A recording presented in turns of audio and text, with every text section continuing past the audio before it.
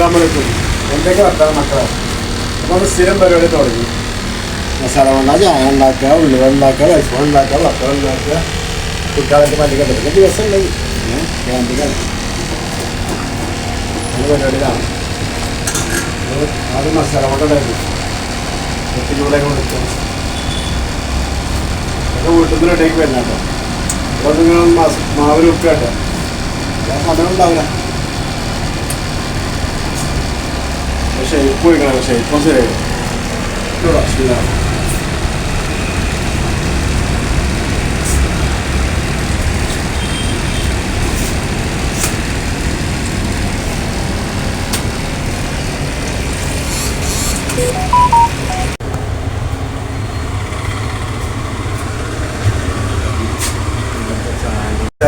അധികം നേരം തുറന്നു കാണാൻ പറ്റില്ല. അതാണ് ഈ ഈച്ചാളെ കണ്ടമാനുണ്ട്. എല്ലാ ഏരിയയിലും ഉണ്ട്, നമ്മുടെ ഏരിയയിലുണ്ട്. തുറന്ന അപ്പം ഉള്ളൊക്കെ ആയിരുന്നു, പിന്നെ ഉള്ളിൽ നിന്ന് എടുക്കാൻ കുറച്ച് ബുദ്ധിമുട്ടായിരിക്കും ഈച്ചനെ. അപ്പോൾ എല്ലാം തുറന്നതാത്ത അതുകൊണ്ടാണ്. അപ്പോൾ പരിപാടികളൊക്കെ കഴിഞ്ഞു. ഈ 10 മിനിറ്റ് വെല്ലടിക്കാൻ +1 +2 ആ സമയത്താണ് വരിക. പിന്നെ വരുന്നത് അവർ 11:45 പിന്നെ ചെറിയ കുട്ടികൾ 11:45.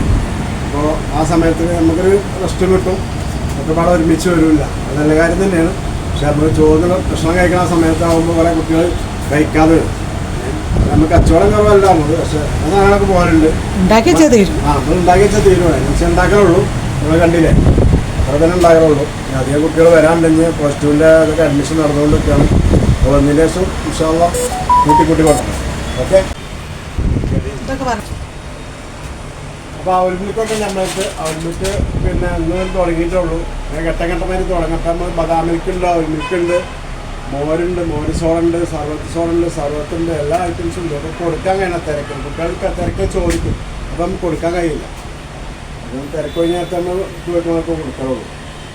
4 ആപ്പ് പറഞ്ഞുകൊണ്ട് വരുമ്പോൾ നമുക്ക് കൊടുക്കാറില്ല. ചില പൈസ വാങ്ങിയാൽ ബാക്കി കൊടുക്കേണ്ടി വരും. അത് കുട്ടികൾക്ക് സമയം ഉണ്ടാവും. ഇവിടെ സംബന്ധിച്ച് അവർക്ക് കാര്യമില്ല, സമയം വൽക്കില്ല. നമുക്ക് വെല്ലടിച്ച ഉള്ളിൽ കയറണം. അപ്പോൾ അങ്ങനെയൊക്കെ ആകുമ്പോൾ ഏതായാലും അടിച്ചു പൊളിച്ച് പോവാണ്. 3 ലെയ്മിനാവണം. അപ്പോൾ അടിച്ചു നോക്കണം. ഓക്കെ.